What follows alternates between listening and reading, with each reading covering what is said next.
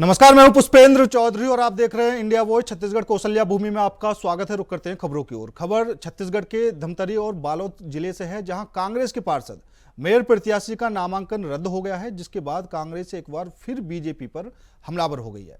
इस मामले को लेकर पीसीसी चीफ दीपक बैज ने प्रेस कॉन्फ्रेंस कर इसे बीजेपी की साजिश और लोकतंत्र की हत्या बताया है। पीसीसी चीफ दीपक बैज ने आरोप लगाते हुए कहा कि सीएम के निर्देश पर ये नॉमिनेशन रद्द किए जा रहे हैं, वहीं अफसर बन रहे हैं बीजेपी के एजेंट। तो कांग्रेस प्रत्याशियों का नामांकन यहां पर रद्द किया गया है और पीसीसी चीफ ने बड़े आरोप यहां पर बीजेपी पर लगाए।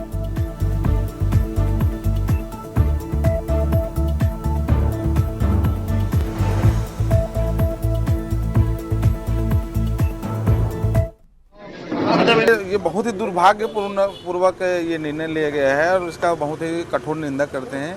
आप देखिए कि जिस प्रकार से ये दबाव, मैं शुरू में बोला था कि भाई एक विधायक को अंदर प्रवेश नहीं कराया गया और मुझे एक सम्मानजनक स्थान नहीं मिला और मैं ज़मीन में बैठना पड़ा, मजबूर किया मुझे ज़मीन में बैठने के लिए। ज़मीन में बैठ गया शांतिपूर्वक, क्योंकि आज महात्मा गांधी जी का पुण्यतिथि है, बापू जी का पुण्यतिथि है। उस दिन धमतरी के इतिहास में ये लिखा जाएगा कि इस प्रकार से जो भाजपा सरकार के दबाव में हमारे अधिकृत प्रत्याशी का निर्वाचन निरस्त कराने के लिए ये लोग एड़ी चोटी एक किए हैं, उसको हम लोग चलाकर हम लोग संविधान के नाम हम लोग बैठेंगे, वरिष्ठ जनों से सलाह लेकर जो मार्गदर्शन आएगा उसमें हम लोग काम करेंगे। और इसी खबर पर ज्यादा जानकारी के लिए हमारे संवाददाता मनोज शुक्ला जुड़ चुके हैं। मनोज, क्या कुछ पूरा मामला है? कांग्रेस प्रत्याशी के जो नामांकन है वो रद्द किए जा रहे हैं और जो पीसीसी चीफ हैं दीपक बैज, वो सीधा सीधा मुख्यमंत्री पर निशाना साध रहे हैं कि उनके निर्देश पर ये नामांकन रद्द किए जा रहे हैं। जी पुष्पेंद्र, आपको बता दूं ये पूरा मामला जो है ये धमतरी जिले का है, जहां पर विजय गोलचा जी कांग्रेस के प्रत्याशी थे महापौर थे, उनका नामांकन जो है निरस्त कर दिया गया है। इसी बात को लेकर कांग्रेस जो है एकदम आक्रामक मूड में आ गई है और कांग्रेस का आरोप है कि ये मुख्यमंत्री के निर्देश पर जो है उनका नामांकन जो है रद्द किया गया है। और आपको बता दूं कि पूरे नामांकन की इनकी प्रक्रिया ये थी कि इसलिए इनका नामांकन रद्द किया गया कि ये नगर निगम के ठेकेदार थे पूर्व में, लेकिन कहीं न कहीं वहीं पर नगर निगम द्वारा इनको एनओसी मिल चुकी थी नामांकन के लिए। तो वही इसी बात को लेकर जो है कांग्रेस जो है एकदम आक्रामक रूप अपना ली है और उसकी शिकायत जो है आज जो निर्वाचन आयोग ने वो भी करने जा रही है कांग्रेस की तरफ से। और दीपक बैज पीसीसी चीफ जो है उन्होंने बीजेपी पर बड़ा आरोप लगाया है कि जो अधिकारी है वो बीजेपी के एजेंट के रूप में काम कर रहे हैं। कहीं न कहीं लोकतंत्र की हत्या तक की बात जो है पीसीसी चीफ द्वारा कही जा रही है कि हमारे प्रत्याशियों को डराया धमकाया जा रहा है। इस तरह के गंभीर आरोप जो है कांग्रेस की तरफ से लगाए जा रहे हैं। इसी सब बात को लेकर जो है छत्तीसगढ़ में सियासत भी तेज हो गई है। जी मनोज, जो नामांकन जांच की जो प्रक्रिया होती है, क्या उसमें भी नामांकन में किसी तरह की कोई गड़बड़ी देखने को मिली है जिसके चलते ये नामांकन रद्द किया गया? जी पुष्पेंद्र, इसमें जो वही आपको बताया कि इसमें जो आरोप उनको लगाया बीजेपी की तरफ से जो आपत्ति दर्ज की गई थी, तो नगर निगम के ठेकेदार है और कहीं न कहीं चुनाव आयोग का एक संविधान है कि जो भी प्रत्याशी होगा उस जहाँ की या नामांकन दाखिल करेगा उस क्षेत्र में कहीं पर भी उसके कार्यरत नहीं होने को रहना चाहिए। तो इसी बात को लेकर नगर निगम के वो ठेकेदार थे, इसी बात को लेकर बीजेपी जो है आपत्ति दर्ज कराई थी, उसी को लेकर जो है नामांकन उनका खारिज कर दिया गया। और इसी बात को लेकर पीसीसी चीफ ने प्रेस वार्ता कर बीजेपी सरकार पर गंभीर आरोप लगाए हैं और निर्वाचन आयोग में आज शिकायत करने भी कांग्रेस का कुछ प्रतिनिधिमंडल जाएगा और साथ ही साथ बात नहीं बनने पर न्यायालय की शरण में जाने की बात भी दीपक बैज पीसीसी चीफ द्वारा कही गई है। जी बिल्कुल मनोज, लेकिन ये तो जो निर्वाचन आयोग है उसके नियम के हिसाब से नामांकन खारिज किया गया है, तो इसमें कांग्रेस को आखिर क्या आपत्ति है कि वो अब जो विरोध है वो कर रहे हैं? जी पुष्पेंद्र, देखने वाली बात यहाँ पर ये होगी कि निर्वाचन जो है निकाय चुनाव है और चरम पर सियासत हो रही है, चाहे वो भाजपा हो चाहे कांग्रेस हो, दोनों एक दूसरे पर आक्रामक रुख अपना चुके हैं और पूरे इसको कहा जा सकता है पूरे चुनावी मूड में आ चुके हैं। तो अब ये राजनीतिक बातें हैं, कहाँ किसकी गलती है ये बातें स्पष्ट नहीं हो पाती। दोनों पार्टियां एक दूसरे पर आरोप प्रत्यारोप का दौर ये चलता रहता है, लेकिन कहीं न कहीं इसका कुछ निराकरण सामने निकल कर नहीं आता। अब दीपक बैज की बात कर लें, दीपक बैज कह रहे हैं लोकतंत्र की हत्या है, वही बीजेपी कह रही है कि ऐसी किसी प्रकार की बातें नहीं, तमाम तरह की बातें सामने निकल कर आई। अब देखने वाली बात यह होगी कि आज निर्वाचन आयोग से कांग्रेस का प्रतिनिधि मंडल मिलता है, उसके बाद क्या निर्णय हो सकता है। ऐसी सारी चीजें जो आचार संहिता लगी हुई है, ऐसे में कि चाहे वो कांग्रेस हो चाहे बीजेपी, सारा जो है ये कहा जा सकता है कि निर्वाचन आयोग के हाथ में है। निर्वाचन आयोग क्या निर्णय देता है ये आने वाला समय बताएगा। जी बिल्कुल। और नगर निकाय चुनाव को लेकर जिस तरीके से बीजेपी और कांग्रेस दोनों ही मैदान में उतरी हुई हैं, क्योंकि जो रणनीति है कांग्रेस की और जो बीजेपी है उसमें काफी ज्यादा जो फर्क है वो भी देखने को मिल रहा है। एक तरफ बीजेपी चाय वाले और गुपचुप बेचने वाली को भी टिकट दे दिया जाता है, तो कांग्रेस की तरफ से अभी किस प्रकार की जो रणनीति है वो जमीनी स्तर पर दिखाई दे रही है? ठीक है, देखिए पूरा छत्तीसगढ़ इस समय पूरा चुनावी मूड में आ चुका है। नगरीय निकाय चुनाव होना है, उसके 11 तारीख को यहाँ चुनाव है, 15 तारीख से उससे जो है परिणाम घोषित होंगे। उसके बाद जो है त्रिस्तरीय पंचायत चुनाव शुरू हो जाएगा। तो ये कहा जा सकता है पूरा छत्तीसगढ़ जो है पूरा चुनावी मूड में आ चुका है। ऐसे में जो पार्टियां हैं, चाहे वो कांग्रेस हो या भाजपा हो या बसपा हो या आम आदमी पार्टी, सभी पार्टियां अब पूरा चुनावी मूड में आ चुकी हैं। और चुनावी जब दंगल शुरू हो जाता है पुष्पेंद्र, तो निश्चित रूप से जो है सिर्फ आरोप प्रत्यारोप का दौर चलता है, निष्कर्ष कुछ भी नहीं निकलता। एक दूसरे पर सिर्फ आरोप प्रत्यारोप लगाते रहते हैं और जनता को सिर्फ ये देखने को मिलता है कि सारी पार्टियां बस जो है जनता के मुद्दों को धीरे जैसे जैसे चुनाव नजदीक आता है जनता के मुद्दों से लोग भटक जाते हैं और सिर्फ जो है अपने प्रत्याशियों को लेकर बातें करते हैं। लेकिन जनता को वही बात करें तो जनता के मुद्दों की बातें समाप्त हो जाती हैं। जी ठीक है मनोज, ज्यादा जानकारी देने के लिए आपका बहुत बहुत धन्यवाद। छत्तीसगढ़ में चुनावी माहौल के बीच बीजेपी कांग्रेस में पोस्टर वार जारी है। दोनों दल सोशल मीडिया पर पोस्टर वायरल कर एक दूसरे पर निशाना साधते हुए नजर आ रहे हैं। बता दें कि बीजेपी ने एक पोस्टर जारी किया जिसमें प्रमोद दुबे, किरणमयी नायक, एजाज ढेबर और उनके परिजनों की तस्वीरें हैं, जिसे निकाय चुनाव में उतारा गया है। बीजेपी ने कांग्रेस पर परिवारवाद का आरोप लगाते हुए कहा है कि कांग्रेस अपने कार्यकर्ताओं के साथ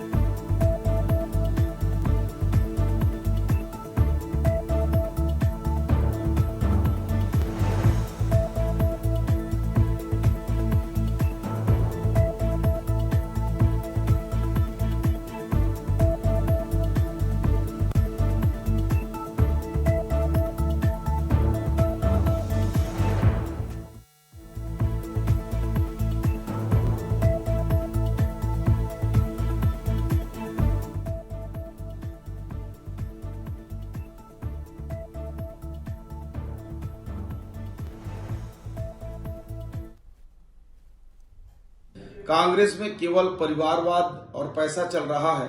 कांग्रेस के वर्तमान महापौर प्रत्याशियों के खिलाफ भारी रोष देखने को मिल रहा है। चिरमिरी से महापौर प्रत्याशी बनाए गए डॉक्टर विनय जायसवाल, जो पूर्व में विधायक रह चुके हैं, और जब विधानसभा चुनाव के समय इनकी टिकट कटी और इसके बाद इन्होंने खुद खुलासा किया कि इनके पार्टी के जो प्रभारी थे उन्होंने इनसे 7 लाख रुपए लिए और पार्टी का जो टिकटों की खरीदी बिक्री का उन्होंने खुलासा भी किया और आरोप भी लगाया। इसके बाद उन्हें निष्कासित कर दिया गया। मैं ये पूछना चाहता हूं कि डॉक्टर विनय अब जब पार्टी में वापस आए तो कितने पैसे देकर आए, साथ ही साथ उनके जो इस बार महापौर की टिकट मिली है वो कितने रुपए में उन्होंने खरीद कर लाया है, क्योंकि कांग्रेस में विधायक रहते हुए पूरी तरह से नाकाम साबित हुए थे। इसी कारण पार्टी ने इनका टिकट भी काटा था और अब इन्हें बड़ी रकम लेकर महापौर की टिकट दे दी गई है। ऐसे में क्षेत्र की जनता असंतुष्ट है, कांग्रेस के पदाधिकारी असंतुष्ट हैं। एक बड़ी नाराजगी कांग्रेस में देखने को आ रही है। इनके बड़े नेता इनके सपोर्ट में नहीं है और कई प्रमुख नेता इनके चुनाव में बागी के रूप में भी फार्म भर दिए हैं और पूरी तरह से इनके कांग्रेस के कई नेताओं ने इनके चुनाव का बहिष्कार भी कर दिया है और साथ ही साथ कई लोगों ने कांग्रेस छोड़ भी दिया है। और आज हालत यह है कि कांग्रेस यहाँ पूरी तरह से सुन पड़ चुकी है और कांग्रेस की हालत यहाँ दयनीय है। और ऐसे में मैं ये पूरे प्रदेश के लिए भी कह सकता हूं कि कांग्रेस के प्रत्याशी और हमारे प्रत्याशी में जो जीत का अंतर होगा, भारतीय जनता पार्टी के प्रत्याशी बड़े अंतरों से जीतेंगे।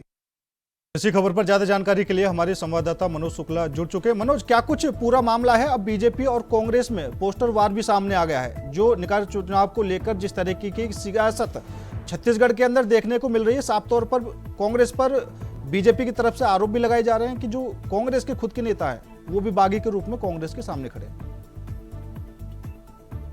बिल्कुल पुष्पेंद्र, आपको बता दूं कि बीजेपी इसके पहले जो यहाँ पर विधानसभा चुनाव हुए थे उस समय भी पोस्टर के जरिए जो है कांग्रेस पर बार बार निशानासाजी नजर आ रही थी, और फिर बीजेपी इस बार भी नगरीय निकाय चुनाव में भी कांग्रेस पर पोस्टर वार का दौर शुरू कर दी है।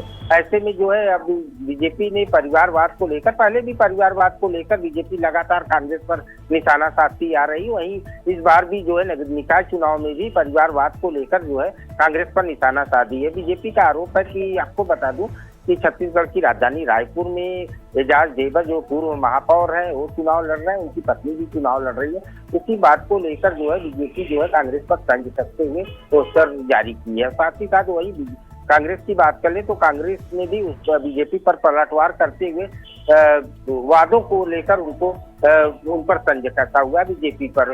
कांग्रेस का कहना है कि 20 वादे जो जनता से किए उसमें से 18 वादे भी पूरे नहीं किए, तो उस पर पोस्टर में साफ तौर पर कांग्रेस की तरफ से दिखाया गया है क्या हुआ 13 वादा करके। पोस्टर जो है वो बीजेपी को ऊपर तंज कसते हुए सोशल मीडिया पर लॉन्च किया गया है कांग्रेस की तरफ से। तो अब ये वही क्वेश्चन बात तो वही कहा जा सकता है कि अब चुनावी दंगल शुरू हो चुका है, तो ऐसे में पार्टियां कहीं न कहीं मूलभूत मुद्दों को भूलकर सिर्फ एक दूसरे पर आरोप प्रत्यारोप का ही दौर, जैसे जैसे चुनाव नजदीक आता है सिर्फ जो है जनता के मुद्दों से भटक कर जो है सिर्फ व्यक्तिगत तौर पर उतारू हो जाती है। तो वही 11 तारीख को यहाँ पर चुनाव होना है, 15 तारीख को मतगणना होगी, तो निश्चित रूप से समय भी कम है। तो ऐसे में सिर्फ जो है दोनों पार्टियां एक दूसरे पर आरोप प्रत्यारोप करते हुए जनता को सिर्फ भ्रमित करने का काम सिर्फ पार्टियां करती हैं। बाकी जनता के मुद्दों से कोई लेना देना नहीं रहता कि जनता की जमीनी हकीकत क्या है, उनकी बुनियादी सुविधाओं उनको मिल रहा है कि नहीं,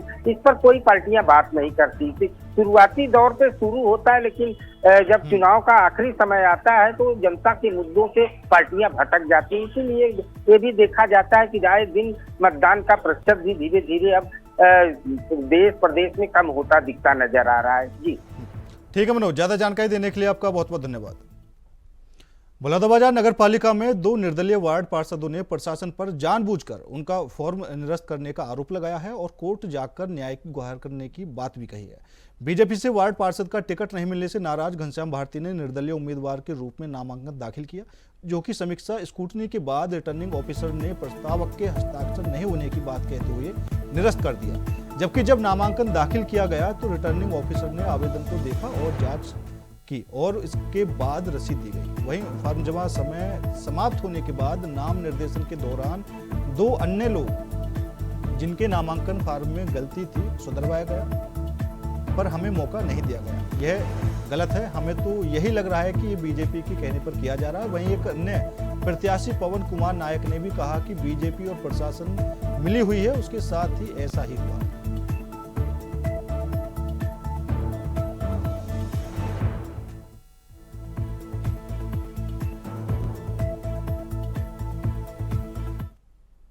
प्रक्रिया है और स्क्रूटनी की प्रक्रिया भी पूर्ण हो गई है। हमारे यहाँ से कुल 80 आवेदन जो है बीके थे, जिसमें से 72 आवेदन जो है हमको नाम निर्देशन पत्र प्राप्त हुए। उसमें से 6 अध्यक्ष के लिए नाम निर्देशन पत्र प्राप्त हुए हैं और 66 जो है पार्षद के लिए प्राप्त हुए। समीक्षा के दौरान जो है तीन लोगों का जो है नाम निर्देशन पत्र जो है वो त्रुटिपूर्ण पाया गया, अपूर्ण पाया गया, जिसकी वजह से वो अस्वीकृत हुआ है। पहला जो था एक प्रस्तावक का साइन नहीं था। समीक्षा के दौरान पाया गया कि प्रस्तावक का साइन नहीं हुआ उसमें, और एक जो है प्रस्तावक एवं अभ्यर्थी दोनों का हस्ताक्षर नहीं था।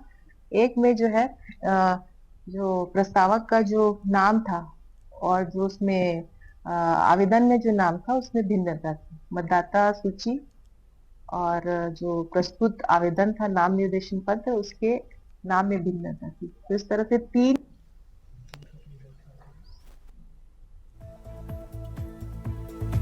और इसी खबर पर ज्यादा जानकारी के लिए हमारे संवाददाता प्रदीप महेश्वरी हमारे साथ जुड़ चुके हैं। प्रदीप, क्या कुछ पूरा मामला है? 2 प्रत्याशियों ने नामांकन रद्द करने का जो सीधा सीधा आरोप प्रशासन पर लगाया है, क्या कुछ मामला है पूरा?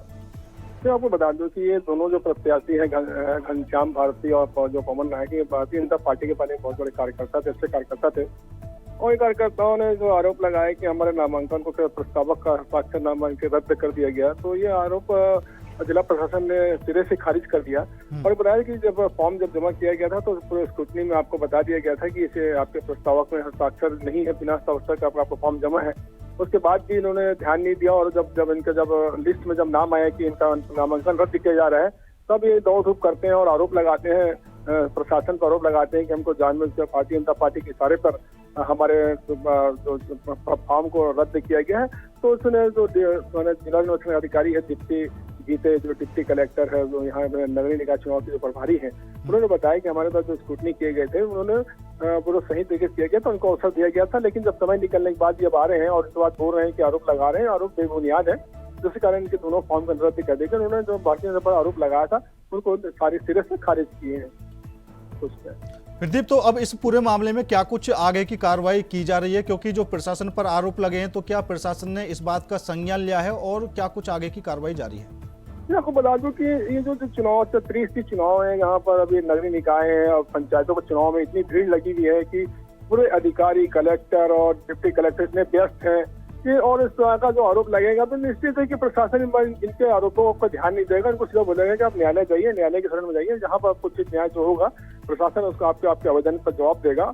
और निश्चित है कि उनके बोलने से मेरे ख्याल से प्रशासन को शायद, मेरे ख्याल जो जिस हिसाब से जो आज हम जो वहाँ पर जाकर रोज कवरेज करते हैं और देखते हैं, भीड़ को देखते हैं, अधिकारी कितने परेशान रहते हैं, तो ये जो आरोप लगाए हैं तो उनको बेबुनियाद लगता है। और निश्चित है कि इनका होने जाना कुछ नहीं है, ना ये जाएंगे करेंगे, क्योंकि पार्षद छोटा सा पार्षद का चुनाव है और उनका नामांकन रद्द किया गया है और उनकी गलती से रद्द किया गया। जो ये आरोप जबरदस्ती लगा रहे हैं, लेकिन फिर भी हमारा मीडिया का दायित्व होता है कि एक पीड़ित को बताना और उनकी बातों को पूरा प्रशासन के सामने, जनता के सामने रखना। हमने जो दायित्व निभाया वो पूरा निश्चित और निष्पक्ष रूप से दायित्व को निभाया। प्रशासन से भी बाइट ठीक है प्रदीप, ज्यादा जानकारी देने के लिए आपका बहुत बहुत धन्यवाद। छत्तीसगढ़ के धमतरी में टिकट वितरण को लेकर बीजेपी कार्यकर्ताओं ने जमकर बवाल किया है। नाराज भाजयुमो कार्यकर्ताओं ने नगरी के बीजेपी कार्यालय में जमकर तोड़फोड़ करने के साथ ही कार्यालय के सामानों को बाहर फेंकने के बाद कार्यालय में आग लगा दी। नाराज भाजपाइयों ने वरिष्ठ नेताओं पर पैसा लेकर जिला पंचायत सदस्य प्रत्याशी का टिकट बेचने का आरोप लगाया है। घटना के बाद पार्टी कार्यालय में हड़कंप मच गया। आनन फानन में नाराज कार्यकर्ताओं को समझाने का प्रयास किया गया, लेकिन टिकट की मांग को लेकर पार्टी कार्यकर्ताओं में अब भी असंतोष व्याप्त होने की बात कही जा रही है। बता दें कि छत्तीसगढ़ में हो रहे निकाय और पंचायत चुनाव में प्रत्याशियों के नामों का ऐलान कर दिया गया है। नामों की घोषणा के बाद से ही कई जगहों पर कांग्रेस के साथ बीजेपी में असंतोष और नाराजगी देखने को मिली।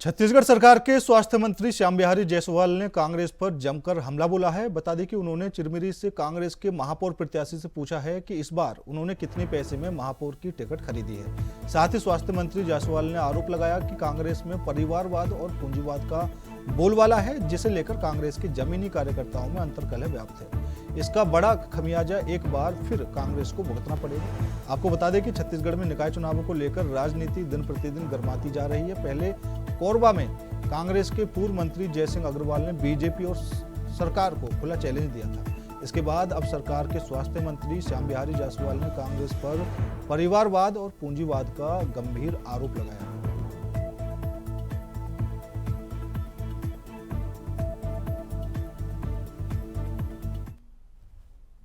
कांग्रेस में केवल परिवारवाद और पैसा चल रहा है।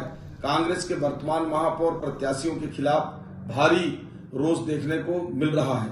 चिरमिरी से महापौर प्रत्याशी बनाए गए डॉक्टर विनय जायसवाल जो पूर्व में विधायक रह चुके हैं और जब विधानसभा चुनाव के समय इनकी टिकट कटी और इसके बाद इन्होंने खुद खुलासा किया कि इनके पार्टी के जो प्रभारी थे उन्होंने इनसे 7 लाख रुपए लिए और पार्टी का जो टिकटों की खरीदी बिक्री का उन्होंने खुलासा भी किया और आरोप भी लगाया। इसके बाद उन्हें निष्कासित कर दिया गया। मैं ये पूछना चाहता हूं कि डॉक्टर विनय अब जब पार्टी में वापस आए तो कितने पैसे लेकर आए, साथ ही साथ उनके जो इस बार महापौर की टिकट मिली है वो कितने रुपए में उन्होंने खरीद कर लाया है, क्योंकि कांग्रेस में विधायक रहते हुए पूरी तरह से नाकाम साबित हुए थे। इसी कारण पार्टी ने इनका टिकट भी काटा था और अब इन्हें बड़ी रकम लेकर महापौर की टिकट दे दी गई है। ऐसे में क्षेत्र की जनता असंतुष्ट है, कांग्रेस के पदाधिकारी असंतुष्ट हैं। एक बड़ी नाराजगी कांग्रेस में देखने को आ रही है। इनके बड़े नेता इनके सपोर्ट में नहीं है और कई प्रमुख नेता इनके चुनाव में बागी के रूप में भी फार्म भर दिए हैं और पूरी तरह से इनके कांग्रेस के कई नेताओं ने इनके चुनाव का बहिष्कार भी कर दिया है और साथ ही साथ कई लोगों ने कांग्रेस छोड़ भी दिया है और आज हालत यह है कि कांग्रेस यहाँ पूरी तरह से सुन्न पड़ चुकी है और कांग्रेस की हालत यहाँ दयनीय है। और ऐसे में मैं ये पूरे प्रदेश के लिए भी कह सकता हूं कि कांग्रेस के प्रत्याशी और हमारे प्रत्याशी में जो जीत का अंतर होगा, भारतीय जनता पार्टी के प्रत्याशी बड़े अंतरों। खबर रायपुर से है। नगरीय निकाय चुनाव में टिकट वितरण को लेकर कांग्रेस में जमीनी स्तर से लेकर शीर्ष तक विरोध दिख रहा है, जिसके चलते जिला अध्यक्ष ने भी पार्टी से इस्तीफा दे दिया है। वहीं अब राजधानी रायपुर में भी कांग्रेस पार्षद प्रत्याशी के खिलाफ कार्यकर्ताओं और पदाधिकारियों ने विरोध जताया। वार्ड नंबर 9 मोतीलाल नेहरू कचना के कार्यकर्ताओं और पदाधिकारियों ने कड़ी आपत्ति जताते हुए कांग्रेस पार्टी से टिकट की पुनर्विचार करने की मांग की है। कार्यकर्ताओं का आरोप है कि पार्टी ने इस वार्ड से गावे साहू को पार्षद प्रत्याशी घोषित किया है, जबकि स्थानीय स्तर पर पन्ना लाल साहू को टिकट देने की मांग उठ रही थी। कांग्रेस प्रदेश कार्यालय राजीव भवन में बड़ी संख्या में कार्यकर्ता पहुंचे और जमकर नारेबाजी करते हुए इस मुद्दे को उठाया। उनका कहना है कि यदि उनकी मांगों को नहीं माना गया तो वे पार्टी से इस्तीफा दे देंगे।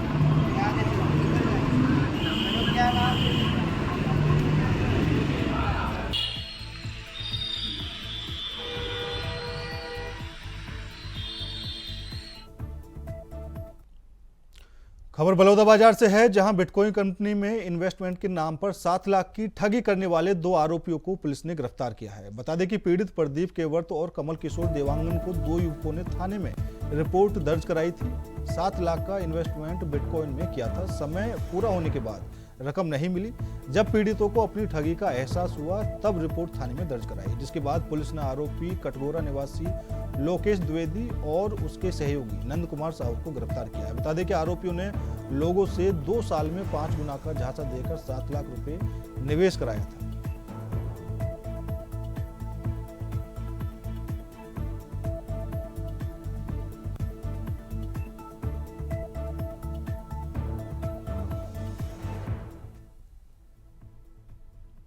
खबर बस्तर से है, जहां बस्तर में मौजूद राज्य के सबसे बड़े चित्रकूट वाटरफॉल में आत्महत्या करने की नीयत से पहुंचे एक युवक ने छलांग लगा दी। गनीमत रही कि नीचे पानी में मौजूद एक नाविक ने समय रहते उसके पास पहुंचकर उसका रेस्क्यू कर लिया, वरना उसकी मौत भी हो सकती थी। इस घटना का वीडियो अब सोशल मीडिया में तेजी से वायरल हो रहा है। चित्रकूट वाटरफॉल में इस घटना ने वहां मौजूद सुरक्षा के निशान खड़े कर दिए। बीते साल यहां सुरक्षा में चूक की वजह से अलग अलग हादसों में 5 लोगों की मौत हुई। वहीं इस घटना में भी युवक वाटरफॉल के आसपास कोई सुरक्षा व्यवस्था नहीं होने की वजह से वाटरफॉल के पास पहुंच गया और वहां से सीधे छलांग लगा।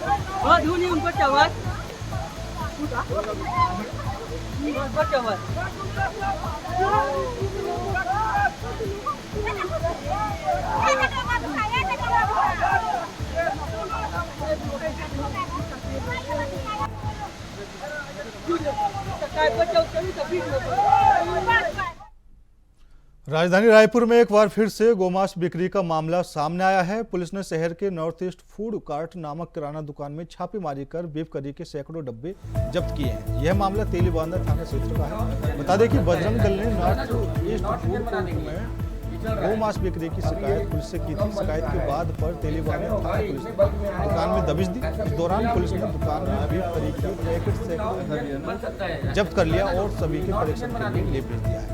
इस मामले में तेलीबांधा थाना प्रभारी नरेंद्र मिश्रा ने बताया कि शिकायत मिल रही थी काफी।